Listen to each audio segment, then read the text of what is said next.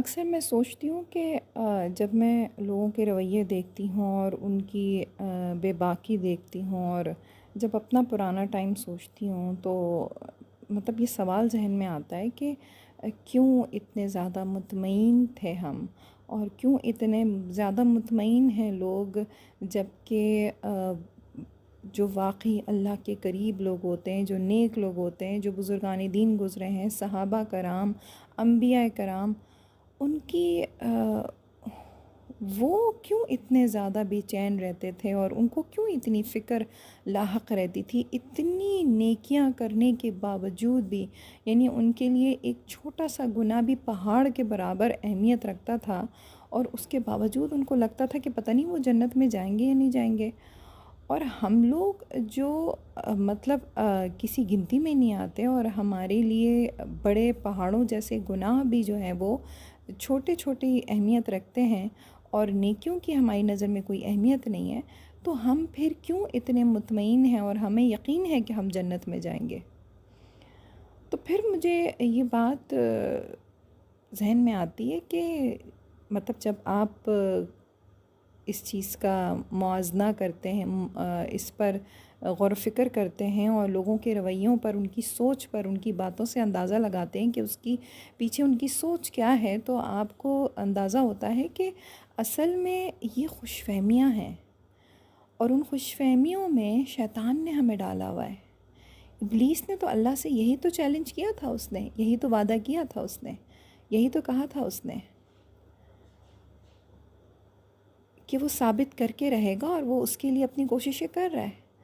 یعنی دیکھیں نا، اتنا اختیار نہیں ہے اپنے اوپر ہمیں کہ شیطان کو اللہ تعالیٰ نے صرف اتنا اختیار دیا ہے کہ وہ ہمارے دل میں وسوسہ ڈال سکے بس، اور ہم جو ہے اس وسوسے سے فوراً اس میں مطلب اس کی زد میں آ جاتے ہیں، اور اپنے آپ کو حوالے کر دیتے ہیں، اس سوچ کے حوالے کر دیتے ہیں اپنے آپ کو، اور اپنی عقل جو اللہ نے ہمیں دی ہے، اور ہمارے اندر شعور جو اللہ نے رکھا ہے، اور اس شعور اور لاشعور اللہ نے ہمیں دیا ہے، اور لاشعور کے اندر اللہ تعالیٰ نے اپنی پہچان رکھی ہے، اپنی محبت رکھی ہے، اپنا ڈر رکھا ہے، اور ہم سے وعدہ الست لیا گیا ہے، ہمارا اللہ سے ایگریمنٹ ہوا ہے۔ عالم ارواح میں جب اللہ نے تمام روحوں کو بنایا تھا، اس دن اللہ نے ہمیں اپنی پہچان کروائی تھی، اور پھر ہم سے پوچھا تھا کہ الستُ من ربکم، کیا میں تمہارا رب ہوں؟ تو ہم نے مانی تھی یہ بات کہ جی ہاں، آپ ہی ہمارے رب ہیں۔ ہم نے اسے اپنے ہوش و حواس کے ساتھ اپنا رب مانا تھا۔ اللہ نے ہمیں یہی ایگریمنٹ ہوا تھا ہمارا اس سے، عہد الست اسی کو کہتے ہیں، کہ اللہ سے ہمارا ایگریمنٹ ہوا، اور ایگریمنٹ کیا ہوا کہ وہ ہمارے جب ہم دنیا میں جائیں گے تو اللہ تعالیٰ شریعت بھیجے گا، اس شریعت پہ ہمیں پورا چلنا ہوگا، اپنی زندگی کو اللہ کی مرضی کے مطابق گزارنا ہوگا، اور اس کے بدلے میں اللہ ہمیں جنت دے گا۔ یہی وجہ ہے کہ اللہ قرآن میں فرماتے ہیں کہ مومنوں نے اپنی جانوں کو جنت کے عوض بیچ دیا ہے۔ تو اب یہ جو وعدہ تھا اس نے ہمارے لاشعور میں بٹھا کر ہمیں دنیا میں بھیج دیا، اور اب شعوری طور پر ہمیں یہ وعدہ بار بار یاد دلایا جاتا ہے، لیکن اس کے باوجود ہمیں فکر نہیں ہوتی۔ کیوں فکر نہیں ہوتی؟ کیونکہ مختلف قسم کی باتیں جو ہیں ہمارے ذہن میں ڈال دی گئی ہیں، اور ہم ان پر یقین کر لیتے ہیں، کیونکہ ہمیں تو اب یہ دنیا تو فتنہ ہے نا۔ اللہ فرماتے ہیں کہ اس دنیا کو ہم نے زینت بنا دیا، تمہارے لیے خوبصورت بنا دیا، تاکہ ہم آزمائیں اور دیکھیں کہ کون اچھے عمل کرتا ہے اور کون برے عمل کرتا ہے۔ تو اب یہ جو آزمائش ہے، تو اس میں جب ہم گم ہو کر رہ جاتے ہیں، اور حقیقت جتنا زیادہ اس میں گم ہوں گے اتنا حقیقت سے دور ہوں گے، اتنا ہی وہ وعدہ الست اور ایگریمنٹ جو ہمارا اللہ کے ساتھ ہوا تھا اس سے دور ہوتے جائیں گے۔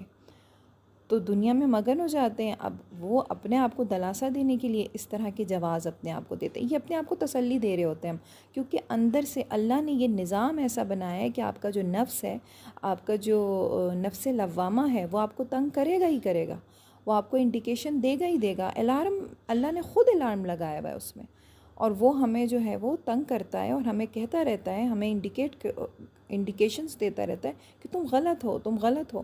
وہ چیز ہمیں بے چین کر کے رکھتی ہے، اور ہم سکون سے دور رہتے ہیں، ڈپریشن میں جاتے ہیں، انزائٹی ہوتا ہے، اسٹریس ہوتا ہے۔ تو وہ سب چیزیں ہمیں اللہ نے فطرت میں ڈال دی ہیں، حالانکہ ہمارے ارد گرد اتنی کھلی کھلی نشانیاں ہیں، اتنی کھلی کھلی نشانیاں ہیں، یعنی اگر انسان سوچے اور اپنی عقل کو استعمال کرے تو وہ یہ سمجھ سکتا ہے کہ یعنی وہ انسان جو اللہ کے وجود کا ہی انکار کرتا ہے، اس کو اتنی سی بات سمجھ میں نہیں آتی کہ اگر وہ دنیا اور یعنی دنیا نے اس کو زندگی میں جتنی بھی طاقت ملی ہوئی ہے، جتنی بھی صلاحیت ملی ہوئی ہے، اس سب کو یا بلکہ آپ یوں سمجھ لیں کہ پورے انسانیت، دنیا کے جتنے بھی انسان ہیں، وہ سارے مل کے بھی اپنی ایفرٹس، اپنی صلاحیت، اپنی ذہانت، جس پہ ان کو اتنا تکبر اور غرور ہوتا ہے اور اس پہ اتنا گھمنڈ ہے ان کو، اگر وہ ساری مل کر بھی کوششیں کر لینا تو وہ ایک بیج زمین میں لگانے کے بعد اس پودے کو اگا نہیں سکتے جب تک اللہ نہ چاہے۔ وہ ایک گلاب کا پھول نہیں بنا سکتے جب تک اللہ نہ چاہے، نیچرل پروسیس کے ساتھ۔ ہاں، آرٹیفیشل پھول تو ہم ہزاروں بنا سکتے ہیں، لیکن ایک پھول نہیں بنا سکتے۔ ایک درخت اگانا اور اس کے اندر پھل نکالنا، یہ تو بہت ہی آگے کی چیز ہے۔ صرف ایک پودا چھوٹا سا نکال کے دکھا دے انسان، ساری انسانیت مل کے، تو اتنی سی بات سمجھ میں نہیں آتی کہ ہمارا اتنا سا جو اختیار اللہ نے ہمیں دیا ہے نا، وہ بھی اسی کی مرضی سے ہے۔ وہ چاہے تو کبھی بھی چھین لے ہم سے اختیار۔ ہماری نظروں کے سامنے اتنے لوگ ہیں جو بستر پہ پڑے ہوئے ہیں، ان کے جسم پورے ختم ہو چکے ہیں، وہ پیرالائز ہو چکے ہیں، وہ کچھ نہیں کر سکتے، ان کا دماغ چل رہا ہے لیکن جسم نہیں چل رہا۔ ایسی ایسی بیماریوں میں لوگ مبتلا ہیں اور وہ اس قابل بھی نہیں ہے کہ کروٹ لے سکیں، دوسرے پہ ٹوٹلی ڈیپینڈنٹ ہے۔ تو اتنی سی بات ہمیں سمجھ میں نہیں آتی ہے کہ کل کا کل اختیار اللہ کے پاس ہے، ہماری کیا حیثیت ہے، کیا اوقات ہے، یہ ہمیں سمجھ میں نہیں آتی۔ تو اسی لیے ہم اپنی عقلیں چلاتے ہیں اس رب کے آگے جسے لاشعوری طور پہ رب مانا ہوا ہے۔ تو جس کو لاشعوری طور پہ رب مانا ہوا ہے، اسے جب شعوری طور پہ رب مانیں گے تبھی زندگی میں سکون آئے گا۔ لیکن کیوں نہیں مانتے؟ کیونکہ خوش فہمیوں میں مبتلا ہیں۔ اور خوش فہمیاں کیا ہیں؟ خوش فہمیاں یہ ہیں کہ اللہ تعالیٰ معاف کر دے گا۔ اول تو یہ کہ کوئی رب ہے ہی نہیں، دنیا خود بخود وجود میں آ گئی، پتہ نہیں قیامت آئے گی نہیں آئے گی، پتہ نہیں آخرت کا دن آئے گا نہیں آئے گا، وہ بالکل وہ چیز ہے ہی نہیں کلیئر دماغ میں۔ اگر بھلے بچپن سے دماغ میں ڈالا ہوا ہو، سنا ہوا ہو، لیکن وہ باتیں سنی انسنی کر کے اپنی دنیا میں مست ہو چکے ہیں، مگن ہو چکے ہیں، اور یہ ماننے کے لیے تیار نہیں ہے۔ مطلب وہ زبان سے تو نہیں کہہ رہے لیکن دل میں ان کے یہی ہے کہ پتہ نہیں آئے گی تو دیکھا جائے گا، مطلب یہ ہے کہ آئے گی ہی نہیں۔ اور اگر کبھی آ بھی گئی قیامت تو کیا ہوگا؟ اللہ تعالیٰ تو بہت غفور و رحیم ہے، اللہ تو بہت رحمان ہے، تو اللہ تعالیٰ معاف کر دیں گے۔ اللہ ہمیں جنت، اللہ کو کیا پڑی ہے ہمیں جہنم میں ڈالنے کی؟ یعنی وہ کیوں ہمیں جہنم میں ڈالے گا؟ فضول میں ڈالے گا؟ یہ باتیں شیطان ہمیں ایسے ایسے وسوسے ذہن میں ڈالتا ہے اور ان پر ہم یقین کر لیتے ہیں اور اپنی پوری زندگیاں اس کے اوپر لگا دیتے ہیں۔ یعنی اتنا بڑا رسک ہم لے رہے ہیں کہ اگر ہماری یہ جو ہمارے ذہن میں چیز چل رہی ہے، اگر یہ غلط ثابت ہوئی تو کیا ہوگا؟ یعنی ایک لمحے کے لیے سوچیں کہ اگر یہ سب جو ہم خوش فہمی میں مبتلا ہیں وہ سب غلط ثابت ہو گئیں آخرت والے دن، تو ہم کیا کریں گے؟ ہم کیسے جہنم کی آگ برداشت کریں گے؟ تو ایک تو یہ خوش فہمی کہ اللہ بہت غفور رحیم ہے، معاف کر دے گا۔ دوسری کیا خوش فہمی ہے کہ کوئی نہ کسی سے امید لگا کے بیٹھے ہوئے ہیں کہ وہ ہمیں بخشوا لے گا، وہ ہمیں معاف کر دے گا۔ کوئی نہ کوئی چیز ایسی سوچ کے رکھی ہوئی ہے کہ یہ چیز ہمیں معاف کر دے گی، یہ نیکی ہمیں معاف کر دے گی، یہ فلاں شخص ہمیں معاف کر دے گا، پیغمبر ہمیں معاف کروا دیں گے۔ حضرت عیسیٰ علیہ السلام جیسے سوچتے ہیں کہ ان کے ماننے والے یہ سوچتے ہیں کہ انہوں نے اپنے سر سارے گناہ لے لیے تھے، تو اب ہم تو چاہے جتنے گناہ کریں ہم سے پوچھا نہیں جائے گا، ان کو ہی سزا مل گئی سارے گناہوں کی۔ پادری کے آگے اپنے سارے گناہ بیان کر دیتے ہیں، انہوں نے اپنے سر پہ لے لیے، بس اب ہمارا گناہ ختم۔ یہاں کیا ہے مسلمانوں میں کہ نبی پاک صلی اللہ علیہ وسلم آخرت والے دن سفارش تو کریں گے، تو بس ان کی سفارش سے ہم معاف کر دیے جائیں گے، فلاں پیر ہمیں بخشوا دے گا، یہ ہو جائے گا، وہ ہو جائے گا، خود اللہ تعالیٰ ہمیں بخش دیں گے۔ ٹھیک ہے، یہ باتیں۔ اس کے علاوہ کیا؟ کچھ ایسے اعمال، مثلا کچھ لوگ یہ سوچتے ہیں کہ بس لوگوں کے ساتھ اچھا اخلاق رکھو، خدمت خلق کرو، حقوق العباد، یعنی حقوق العباد اتنے اہم ہیں کہ اگر یہاں سے آپ کلیئر ہو گئے تو اللہ آپ کو معاف کر دے گا، کیونکہ اللہ تو اتنی بڑی ذات ہے، اللہ کو کیا ضرورت ہے کہ وہ اب خود اس کو تو عبادت کی ضرورت ہی نہیں ہے، اس کے تو عبادت کے لیے فرشتے اتنے زیادہ ہیں. تو یہ تو ایک ایسی اللہ نے ایک وہ کر دیا ہے، بس اس کا کوئی اتنا خاص اہمیت نہیں ہے. عبادتوں کی، نماز کی، روزے کی، ان کی کوئی خاص اہمیت نہیں ہے. یہ بس مولویوں کے ڈراوے ہیں اور کچھ بھی نہیں ہے. اور اللہ کو کیا ضرورت ہے کہ وہ ہمیں سزا دے گا جب ہم اس کی مخلوق کا اتنا خیال رکھتے ہیں، کیونکہ اللہ نے تو بھیجا ہی اسی لیے ہے نا دنیا میں. اللہ نے تو بھیجا ہی اسی لیے کہ ہم اس کے مخلوق کی خدمت کریں. یہ بیک آف دا مائنڈ ہمارے باتیں ہوتی ہیں. اور پھر کیا اس طرح کے لوگ چیریٹیز کرتے ہیں، بہت زیادہ چیریٹیز کرتے ہیں، بہت زیادہ اپنا اخلاق اچھا رکھتے ہیں، اور ماں باپ کا بھی بہت خیال رکھتے ہیں، اور بہن بھائیوں کا بھی بہت خیال رکھتے ہیں، پڑوسیوں کا بھی رکھتے ہیں جتنا ان سے ہو سکتا ہے. کیونکہ اپنے آپ کو مطمئن بھی تو کرنا ہے نا، نفس کو مطمئن بھی تو کرنا ہے. تو اس طرح کے دلا سے اپنے آپ کو دے کر اور پوری زندگیاں گزار دیتے ہیں. لیکن جب ہم اس کے برعکس قرآن کی تعلیمات دیکھتے ہیں تو اللہ قرآن میں کیا فرما رہے ہیں؟ اللہ فرما رہے ہیں کہ میں شرک کسی بھی قیمت پہ معاف نہیں کروں گا، اس کے علاوہ جتنے گناہ ہیں جن کو چاہوں گا معاف کر دوں گا. اب شرک کیا ہے؟ حقوق العباد میں آتا ہے یا حقوق اللہ میں آتا ہے؟ شرک اللہ کا حق مارنا ہے یا لوگوں کا حق مارنا ہے؟ تو اللہ تو یہ کہہ رہے ہیں کہ میرا حق دے دو، لوگوں کا حق میری مرضی ہے، میں معاف کروں نہ کروں. ہم یہ کہہ رہے ہیں کہ ہم لوگوں کے حقوق دے دیں، اللہ کا حق بھلے چھوڑ دیں، اللہ ہمیں معاف کر دے گا. یہ اپنی طرف سے ہم نے کیسے باتیں بنا لی ہیں، اپنی سوچ سے، مطلب ہم اپنی عقل سے کیسے اصول بنا رہے ہیں. اصول تو وہ بنائے گا نا جس نے جنت اور جہنم بنائی ہے، جس نے حساب کتاب کے لیے، جس نے امتحان کے لیے یہاں پر بھیجا ہے، جس نے پیدا کیا ہے. اصول تو وہ بتائے گا.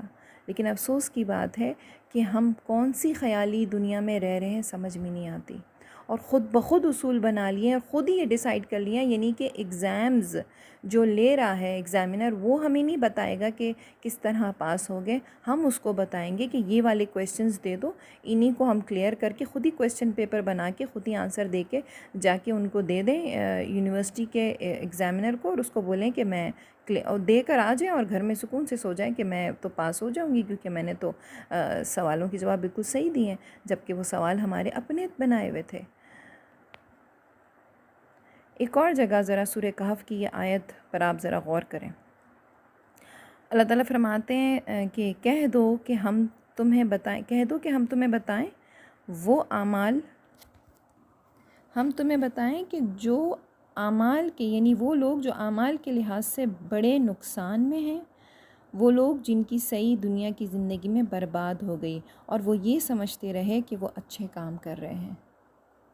یعنی یہ وہ لوگ ہیں جو ساری زندگی یہ سمجھتے رہے کہ ہم تو بہت اچھے کام کر رہے ہیں، لیکن ان کے اعمال اللہ ضائع کر رہا تھا.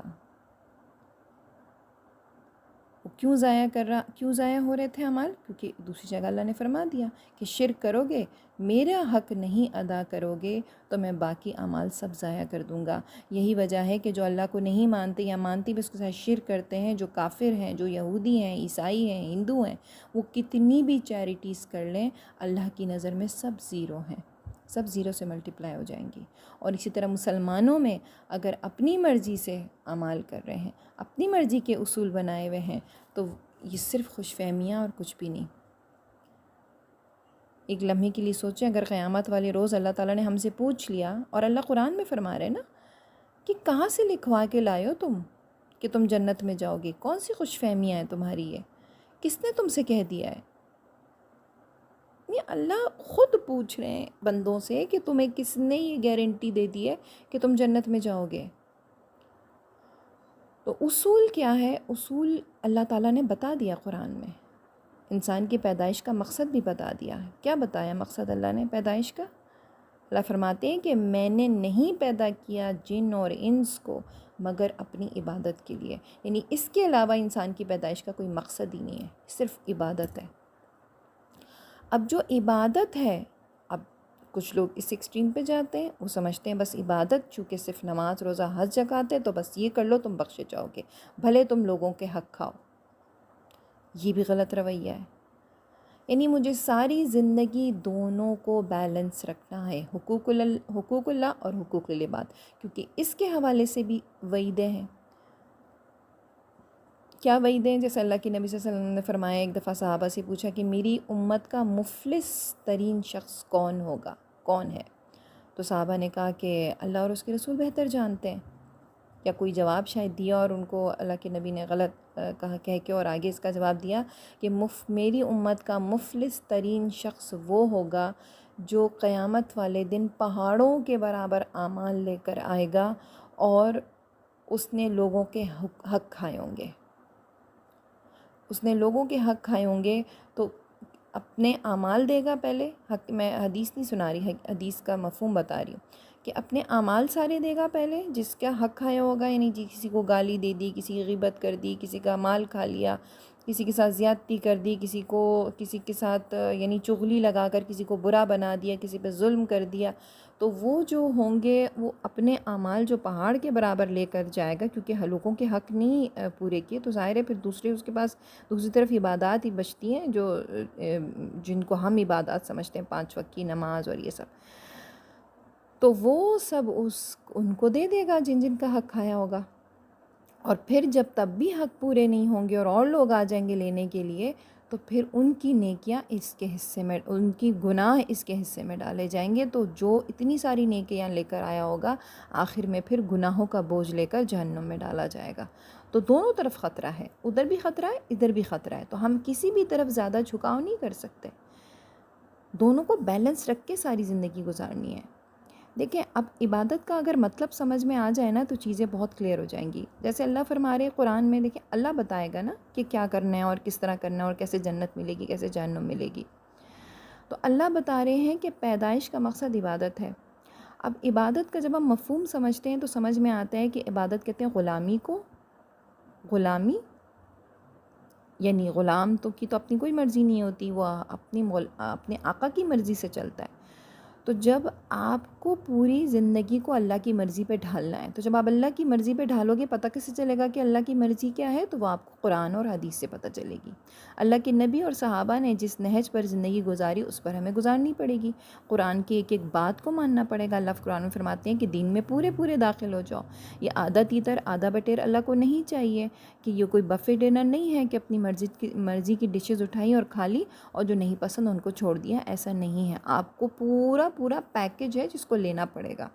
تو جب آپ پورا پیکج لے لیں گے تو اس پیکج میں کیا ہے؟ اس میں عبادات بھی ہیں، اللہ کی نماز، روزہ، حج، زکوٰۃ، یہ جو کچھ ریچولز ہیں ہماری دین کے وہ بھی ہیں، اور معاشرتی نظام بھی ہے، سیاسی نظام بھی ہے، لوگوں کے حقوق بھی ہیں، یہ سب کچھ ہے۔ یہ کمپلیٹ پیکج میں لوں گی تو پھر میں اس وعدے کو پورا کر رہی ہوں جو میں اللہ سے کر کے آئی ہوں، وعدہ الست، وہ ایگریمنٹ جو میرا ہوا ہے اللہ سے، میں اس ایگریمنٹ کی وجہ سے باؤنڈ ہوں ان سب چیزوں کو کرنے کے لیے۔ تو جب میں وہ ساری پورا پیکج لوں گی اور ایک ایک چیز پر کوشش کروں گی، ایٹ لیسٹ میری نیت ہوگی اخلاص کے ساتھ، میں پوری کوشش کروں گی ان پر عمل کرنے کی۔ مکمل طور پر کوئی بھی عمل نہیں کر سکتا کسی بھی چیز پر، کہیں نہ کہیں خامی، کمی، کوتاہی رہ جاتی ہے، اور دعاؤں سے سہارا لینا ہے۔ اور پھر کہیں اللہ فرماتے ہیں کہ جب ان سے گناہ ہو جاتا ہے تو فوراً اللہ کی طرف پلٹتے ہیں اور توبہ کرتے ہیں، رو کے گڑ گڑا کے اللہ سے معافی مانگ لیتے ہیں، اللہ معاف کر لیتا ہے۔ کسی کا حق اگر کھا لیا تو واپس دے دیتے ہیں، بس کسی کا دل دکھا دیا اس سے معافی مانگ لیتے ہیں۔ اس طرح سے جو زندگی گزارے گا تو وہ کامیاب ہے، اس کے لیے ہے جنت۔ تو اللہ نے بتا دیا کہ ایسے انسان کے لیے جنت ہے۔ اگر وہ کسی اور راستے سے جنت حاصل کرنے کی سوچ رہا ہے تو پھر وہ صرف خوش فہمی میں ہے اور کچھ بھی نہیں ہے، صرف خوش فہمی میں ہے۔ اللہ سے دعا ہے کہ اللہ تعالی ہمیں سچے دین کو سمجھنے کی توفیق عطا کرے اور ہمیں ان خوش فہمیوں سے باہر نکالیں جن میں شیطان نے، ابلیس نے ہمیں مبتلا کیا ہوا ہے۔ اللہ ہم سے راضی ہو جائے، اور اپنا بہت خیال رکھیے گا، مجھے دعاؤں میں یاد رکھیے گا۔ السلام علیکم ورحمۃ اللہ وبرکاتہ۔